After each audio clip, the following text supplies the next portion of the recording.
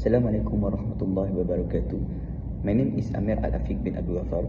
My matrix number is 1201923. Alright, now I want to introduce about pluralism ideology and rehabilitation. About the introduction, religious pluralism is a way of thinking that states that all religions are equal, meaning all religions are true. So it is based on the idea of liberalism, which is based on wide freedom. In short, pluralism claims that no religion is the most correct. The ideological concept of pluralism in the context of recovery includes multifaceted approaches that recognize and respect the diversity of individuals, their beliefs, and their background in the recovery process. The ideology of pluralism emphasizes the recognition and accommodation of diverse culture, religious, and personal perspective in developing effective rehabilitation programs and intervention. It embodies the notion that no single approach fits all, and that recovery efforts must be tolerated to each individual's unique needs and circumstance. The ideology of pluralism are not only promotes inclusion and diversity, but also foster collaboration among stakeholders, including health care professionalities, policymakers, community leaders, and individuals undergoing recovery to create holistic and cultural competent strategies that support the recovery and reintegration of diverse population. The concept of ideological pluralism in the context of rehabilitation includes a multifaceted approach that recognizes and respects the diversity of individuals, their beliefs, and their background in the rehabilitation process. Thank you. My name is Muhammad Abizudi bin Osman, matric number 1202912. Next, I want to talk about historical development of pluralism. Religious pluralism originated in the European Enlightenment, specifically during the 18th century, which is recognized as a crucial period for the emergence of modern thought. This era was characterized by fresh discussion centered around the upheaval of human thought, emphasizing the primacy of reason, rationalism, and the emancipation of reason from the constraint of religion's dogma. John Hick asserts that the emergence of pluralism was a response to Catholic exclusivism, which he identifies as the primary source of conflict among religious communities during the period. He also said within the Christian West, a significant phrase encapsulating the traditional doctrine of the Roman Catholic Church towards other religions has surfaced, namely extra excelsium nullus salus, signifying that there is no salvation outside the church. Furthermore, at the time Europe was in the throes of intellectual instability, so at that time an internal conflict erupted. This internal conflict, fueled by the clash between the church and thus pushing for enlightenment, prompted a societal response that embraced pluralism. Evolution of pluralism. The evolution of pluralism is frequently associated with conflict within the church. The church party initially adhered to an exclusive ideology, but transitioned to an inclusive stance due to interactions during the missionary era of the Roman Catholic Church. This transformation followed to the Christian Catholic missionary expedition to foreign land and a subsequent series of Western political power exerting colonial influence over other civilizations globally. The primary objective of these voyages was to propagate Christianity, consequently paving the way for the physical colonization of other nations. Bismillahirrahmanirrahim. My name is Muhammad Altaf Amir bin Yusuf and my material number is 1202911. For the next chapter is Pluralism Ideology in Islamic Perspective. Although Islam states that it accepts other monistic religion, it emphasizes that Islam does not accept the statement to the extent that all religions are true. According to Chandra Muzaffar, Islam stands out in history for its unwavering dedication to pluralism. This evidence is not only in the Quran but also in the Charter of Medina and the action of the Prophet. If we look at what is stated in the Quran, Allah subhanahu wa ta'ala has created humans in all their diversity so that they may know one another, as mentioned in Surah Al-Hujurat verse 13.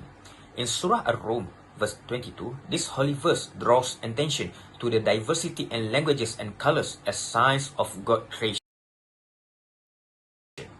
Religious pluralism can be considered synonymous with the concept of freedom of religion in Islam.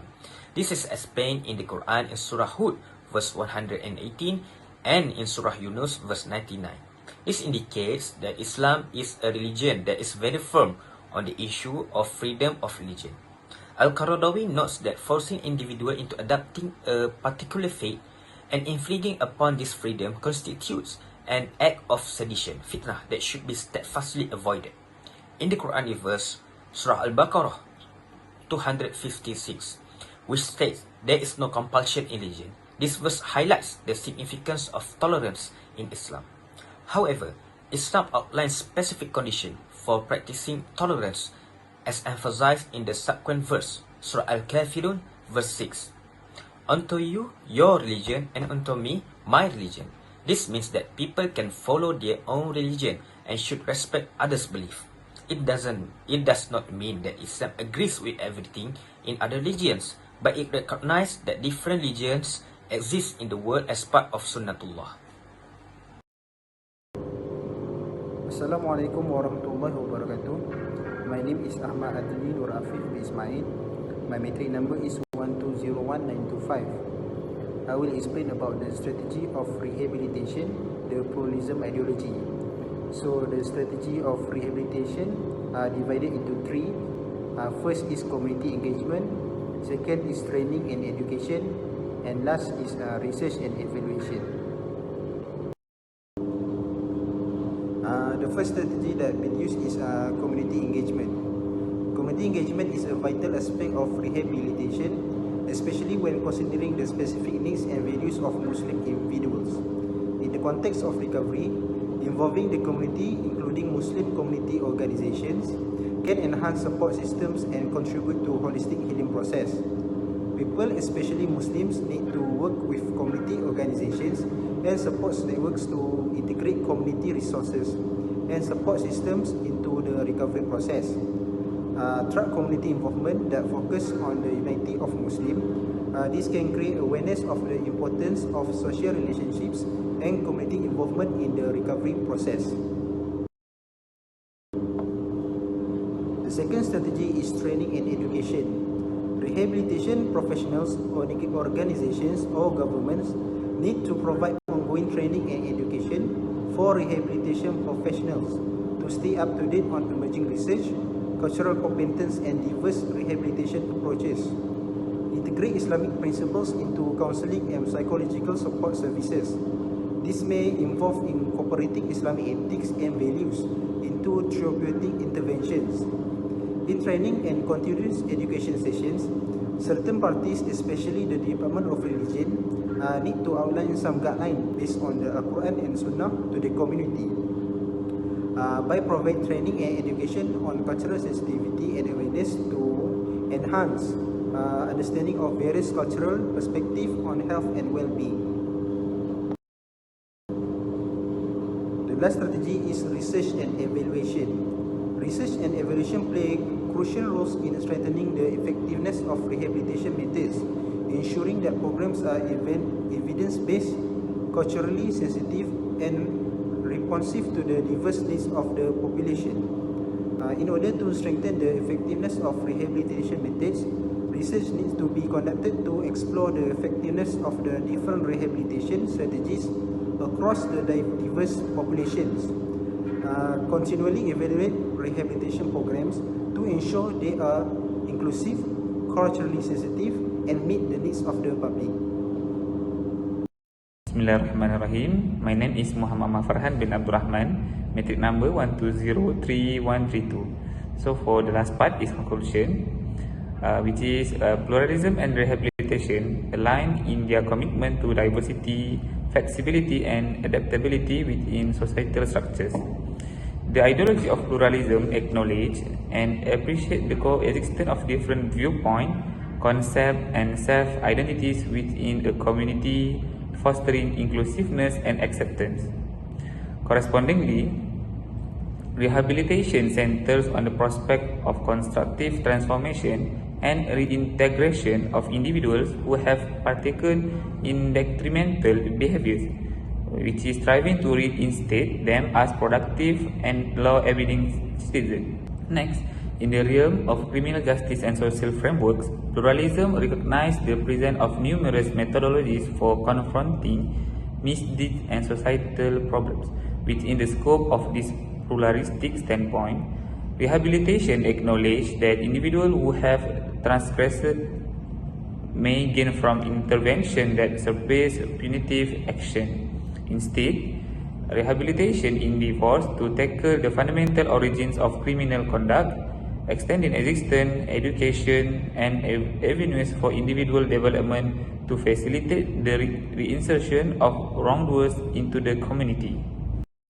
Lastly, pluralism and rehabilitation collaboratively endorse a sophisticated and multifaceted strategy towards societal concern, acknowledging the significance of comprehending diverse viewpoints and customizing intervention to suit the distinctive requirement of individuals. Through the existence of pluralistic principles and the integration of rehabilitation within societal structures, there exists the possibility of cultivating a more comprehensive, empathetic approach toward rectifying transgression and advancing constructive social transformation.